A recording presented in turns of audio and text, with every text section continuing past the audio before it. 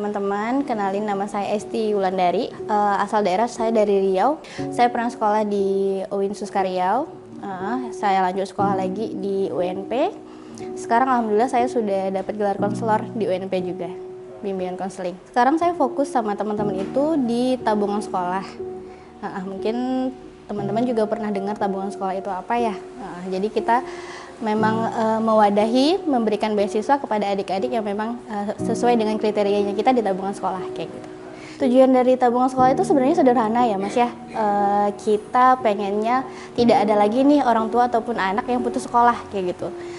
Kita juga nggak pengen anak-anak ataupun orang tua itu beranggapan bahwa kalau tidak ada uang, kalau tidak ada perekonomian yang memadai, ya udah kita nggak bisa sekolah tinggi-tinggi kayak gitu. Jadi kita dari tabungan sekolah ingin menghapus itu gitu ya, sehingga setiap anak siapapun itu dari background ekonomi gimana pun punya kesempatan untuk bersekolah setinggi mungkin.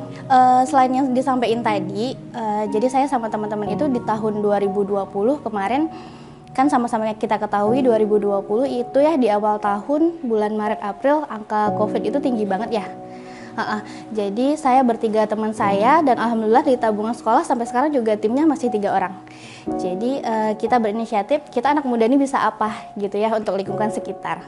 Jadi kita sering dengar informasi dari ibu-ibu yang punya anak yang masih sekolah. Kita juga sering dengar keluhan dari anak-anak bahwa di tahun 2020 itu sekolah sesulit itu dalam tanda kutip ya gitu ya, dengan peralihan metode belajar kayak gitu ya, dari yang luring ke daring gitu ya, dari yang nggak punya handphone harusnya nggak apa-apa di rumah itu, tapi sepertinya jika ada anak yang bersekolah minimal satu anak di rumah kayaknya memang harus ada handphone gitu ya untuk menunjang pengiriman tugas gitu ya.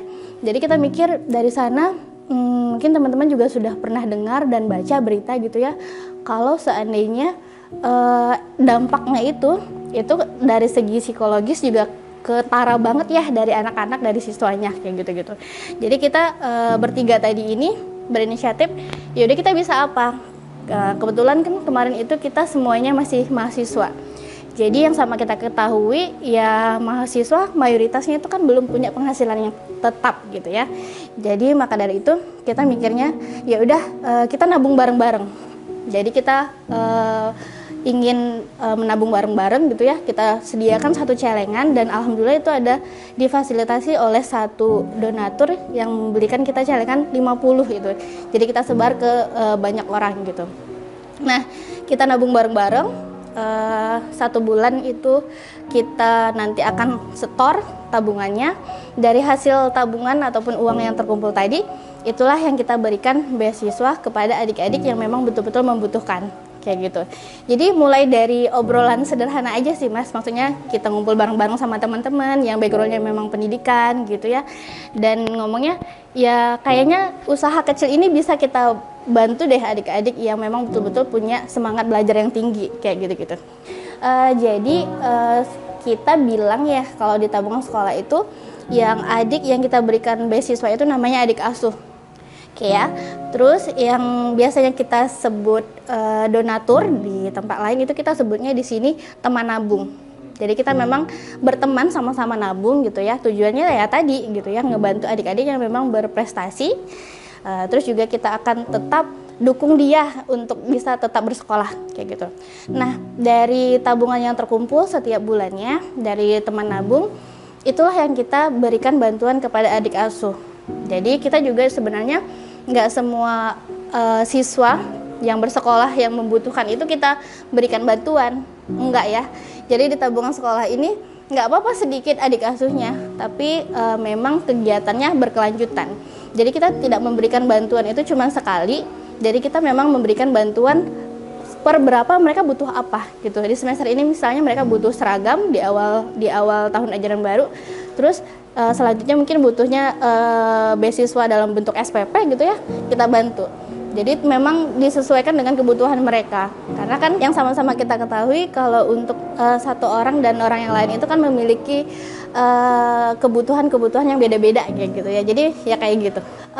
Memang sih kadang-kadang teman-teman bilangnya kalau nambah-nambah kegiatan aja nih, nambah-nambah kerjaan aja. Kayaknya bikin capek aja ya kegiatan yang memang survei adik asuh. Karena gini ya Mas ya, kita memang sangat selektif untuk mencari adik asuh gitu. Jadi kita nggak mau sembarangan apa ya yang dana yang sudah diamanahin oleh teman nabung tadi, kita nggak mau sembarang kasih gitu ya. Jadi kita memang pastikan dan survei sekali gitu adik asuh yang akan kita berikan beasiswa gitu. Nah itu kepuasannya ya walaupun capek tapi kayaknya hati itu terasa penuh gitu Mas. Jadi memang karena kita insya Allah memang melaksanakan kegiatan-kegiatan yang memang bermanfaat dan bisa ngebantu orang lain gitu-gitu. Jadi memang dampak ke kitanya tuh ya happy ya, setelah berbagi itu biasanya happy gitu. Sama-sama kita ketahui kalau perekonomian ini dari zaman dulu sampai sekarang kayaknya mau dibilang stabil, bukannya pesimis tapi ya gimana sama-sama kita ketahui. Jadi kedepannya mimpinya dari kita tim bertiga pengennya tabungan sekolah ada yayasan Mas. Jadi setidaknya kita memang memiliki wadah, kita juga pengen teman-teman yang memang adik-adik yang memang kesulitan dari segi perekonomian ataupun dari segi pemenuhan kebutuhan untuk penunjang pendidikan, ya udah datang ke tabungan sekolah aja.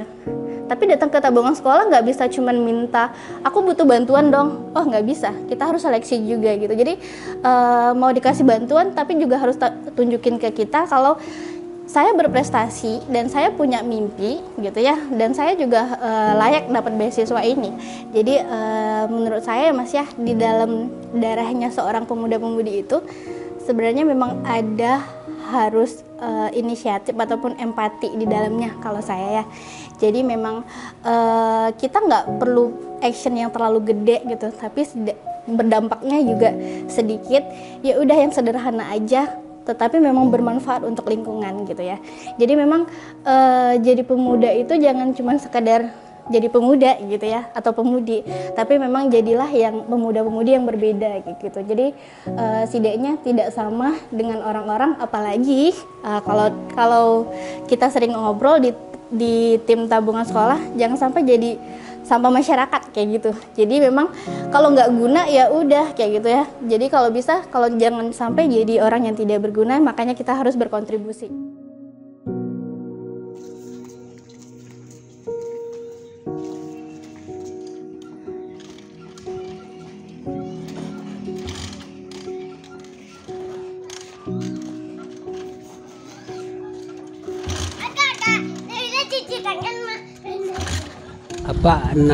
Apa bawa 2 orang, tinggal sinan seorang di Mentawai laki-laki. Lah kelas 6-nya, lah mungkin lah segini kok, lah SMP-nya. Jadi itulah nambah 2 kok Pak urus senang ketek-ketek kok. Tapi untuk tinggal kok rumah di SEO kayaknya nak do Pak do. Kok mah tak dapat apa tinggal di Posundo kok. Mandi semua ndak do, sampai masak ndak do. Jadi menumpang lah Pak di rumah Sadik, di rumah Stakin gua. Makan apa batanak je magic, balik sambal, gak selesai untuk anak berdua. Kadang ibu-ibu tu bagi sambal gai. Itu nak apa apanya. Selama Pak di siko lah 2 tahun apa di siko. Macam itulah kehidupan Bapak. Jadi apa tarian saja, Karajo Pak, jo becak tiar ko, ambil sampah. Sampailah kini. Cuma jalan Bapak untuk menyembuhkan anak ko. Jadi selama tenayo Bapak dapatlah tinggal di situ. Kok sambal bali selesai, kok air semua ndak do, air galon. Nyo agih lo mah dorang apa? Dorang depot. Ndak lo bayi tu nyo agih segalon sehari-hari. Itulah nampak arangan gini. Jadi itulah Waktunya kerja apa pagi pulang sebalik istirahat semayang, sudah semayang aku apa baru apa buang sampah. Dia tumpang tinju tu kan dari SD 03 kat Madok ke tepi air tu. Kan cukup jauh tu Pak. Jauh. Apa antan? Ada becaknya salangan dia orang adik sekampuang. Bawalah becak ko untuk pantai si Titi. Kalau sudah antan pulang ke sini balik. Kalau dia becak tu nak aku dia becak ko pai. Ongkos bara sehari. Pulang pai lebih piti je kan. Piti pembayar tu ndak doh. Itulah Pak arangan itu. Untunglah ketolongan dari anak-anaknya lah. Kak Ia tu dah yang cok kamari sama Kak Isti tu. Nyo bantulah si Titi ko, nyo balialah terompa.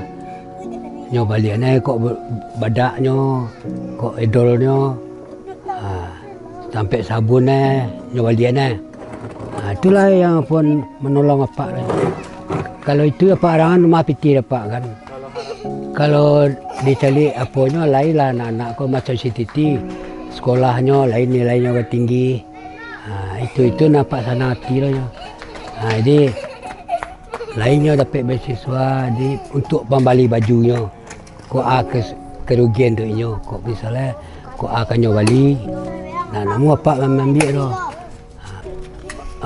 Kok badan apa aku malah sakit-sakit kaki gua. Kok pagi tu lah sakit tulang sadonya. Tapi dia apa memikirkan anak Pak usahawan je lah. Keciknya tu mah dari dulunya mulai di TK hanya kan masuk poluan keciknya lah. Jadi ini lah banyak paturian saya keciknya tu nya.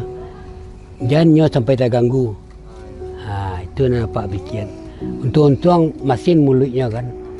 Kalau tu mah kalau ayah lah tua nanti ditolong ayah. Tanang salah ya. Jangan banyak pikiran keciknya. Itu kadang baru kelas 3 tu barunya tahu jo apanya. Jo kata-katanya kan. Jadi itulah nampak harapan lo inyo.